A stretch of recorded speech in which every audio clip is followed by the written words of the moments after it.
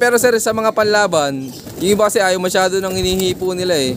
Diba sir tayo, minsan may sinusubo. Ganito nga eh, di ba sinasabi nila, nai-stress ang ibon pag hawak ng hawak. Kung sanay sila, hindi sila nai-stress. Okay. Ay, kung hindi sila sanay, tapos bigla kang maghahawak, may stress yun. Hindi sila sanay, tapos pagdating ng karera, tsaka ka maghahawak, may stress nga yun. So, hindi pa karera, dapat hinahawakan mo sila. Para nakikita mo din yung minsan merong sudden changes sa katawan. Tapos mabibigla kayo, yung performance biglang nagbago kasi hindi nyo binigyan ng atensyon. Pero kung lagi nyong nakikita at nahahawakan, makakapag-adjust. Gusto mo, yung mga gantong katawan, yung sinasabi ko before, kailangan yung breeder nyo, pwede nang ikarera. Buo, kinis, mga palbalahibo, pero magaang. Mga kalapad. So, dapat puting-puti ilong, pero ito, pink nga ito eh, pink nose. kaya nabansagan na pink nose. Tignan niyo yung lalamunan, kailangan pink. Yan, rosy pink. Yan mga healthy na kahit naman sa tao, tignan niyo yung doktor, tinitignan yung bibig niyo. Ginaganon yung dila, tinitignan kung may mga infection o ano. Kasi yung kulay ng ilagid, kulay ng dila, ang sasabi ko meron kang nararamdaman. Dito si Lucy. Ayan, nahanap ni sir si Lucy. Ayan. Si Lucy, nakatatlong lap din yan. Ito was checkered sir. Ito. Tatlong lap na lap champion. Oo. Pero hanggang Batanes pa yan, kaya lang umuwi siya, butas to. Batanes finisher po. O to mga kalapatids, Batanes finisher pala to. Hindi ko pa alam kung paano siya nakauwi dahil nga butas yung kilikili nung makauwi. Hindi, baka naman dito na sa malapit na dali sir. Yan, yung tinesting ko naman, pantayin naman yung niya, kampay. Nag-anak na rin sir ng mga winner. Yung finisher ko nung last year, Pataya, anak niya. Oo, iso. Impairin nyo ba sir ng pang international tsaka panlaro nyo dito? Isa lang. Hindi. Dati, siyempre, iniisip natin na yung mga ibon natin, pwede natin isagupa sa international, yung mga local. So, nabago na yon. Nakita na namin na hindi talaga obra yung mga local breeds natin. Kasi, sa haba ng panahon na yung pera ng karera dito sa Pilipinas, nilagay sa superset, ang mga ibon natin, matitibay. Yun yung dumadami, yung mga nananalo ng superset kasi yun yung ibibreed nyo. So ang binibreed natin, ang dumami sa atin, yung mga anak ng mga matitibay, hindi nang mabibilis. Ang karera sa international, puro mabibilis. Kasi po sa US, sa Europe, ang pera nasa 1, 2, 3. Wala sa overall, wala sa ace pigeon. Ang ace pigeon, 10% lang ng premyo ng first place ng final lap. So, ganun kalaki yung difference. Iba yung number 1. Kumbaga, binibigay nila yung premyo, bulk ng premyo dun sa totoong mabibilis. At hindi lang, kasi doon may tibay na, may bilis pa eh. So, yung atin, may tibay lang eh. Walang bilis. So, ano yung mga pinapadala ko sa Pataya ngayon, sa Thailand, puro galing na doon sa mga international races. So makikita mo talaga yung difference na yung mga breed na yon bakbakan na doon sa mga dating hindi namin mahabol. Yung mga unang padala natin ng international Thailand, mga local breed.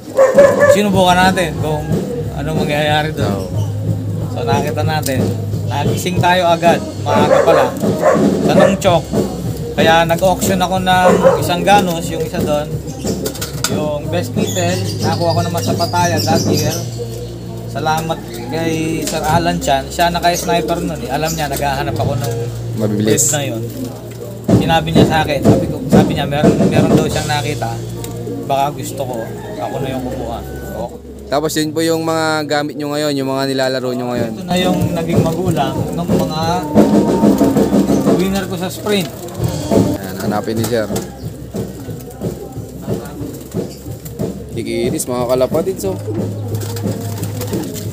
Pero hindi pa nagsasalang si Sir Victor. Pasensya na kayo mga kalapatids, may nagpractice ng banda. Mangling ko yun. Kung tawagin ko to, si BK Shock. Kasi yung father side niya, dalawang side din ni Shakira. So, inbreed ni Shakira yung tatay niya. Ito mga kalapatids. Ayan. Speedbird pala to. Oo, may mga naging anak na rin to na nakuha ng mga taga Batangas. Ayun. Nagpo-bowling winner doon sa Batangas. Yan. Kahit sa malayo na sir, talagang may speed pa rin. Oh, may speed pa rin. Yung father side nito, yung may Best Kittel.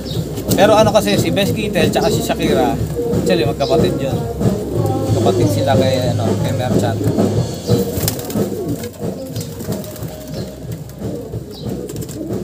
Ilang buwan yung sir, preparation sa mga breeder nyo bago isa lang? Isang buwan mahigit. Normally, mga 1 month o mga 5 weeks siguro. Flashing ng salmonella, flashing ng respiratory, flashing ng cancer, flashing ng respiratory ulit. So, 4 yun. Weekly yun. So, nitong huli, nagdagdag pala ako ng araw ng salmonella. So, yung almost up, imbis na 7 days, ginawa kong 10 days.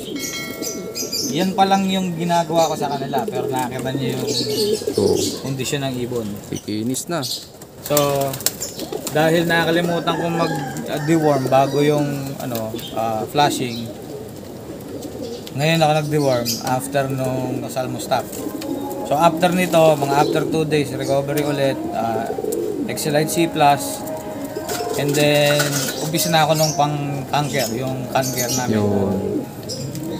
Dahil capsule yon, ang ginagawa ko, tinutunaw ko yung every capsule sa tubig. Ilang biraso sir? Kung ilan yung ibon.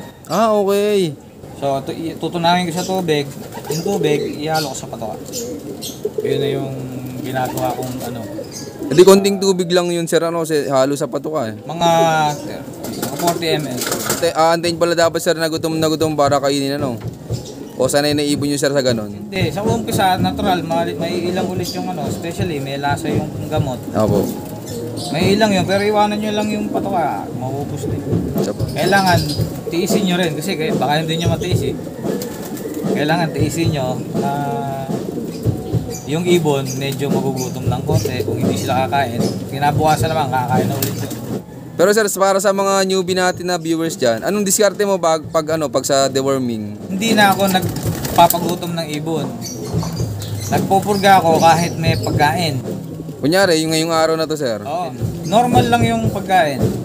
Ang reasoning ko, kasi kung merong bulate sa tiyan, mahirap magsuka. Kasi walang pagkain. Parang tayo lang yun pag nalasing. Di ba, mas madali magsuka pag may laman. Pero wala na, ang hirap magsuka. So, ganun yung reasoning ko. Pero makikita mo din sa ibon, ang hirap magsuka pag walang laman yung tiyan.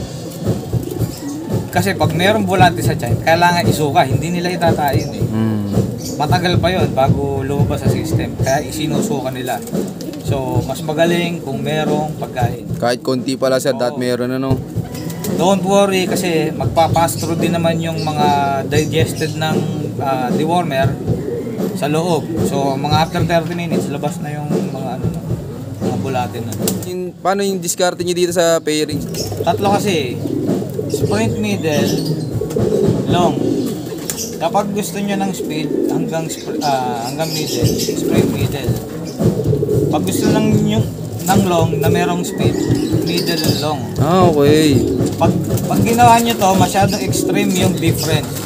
So, hindi nyo alam doon sa magiging mga anak nila kung mag-i-split o maglulong. Pero dito, mas maganda yung chance ng So, pag yung mga, nabibreed ako ng mga pangunahan talaga, dahil gusto ko talaga nananalo ako sa Uling. Iba yung, para sa akin iba yung excitement ko ng ng umpisa pa lang. Doon ka na sa top 3. Tapos, inaasahan ko yung mga long distance train ko na magtutulo. Na minsan naman, meron ding speed. Yung mga line kasi nila pink nose. Simula Panres hanggang Makato. Maasahan mo yan. Sa speed, sir.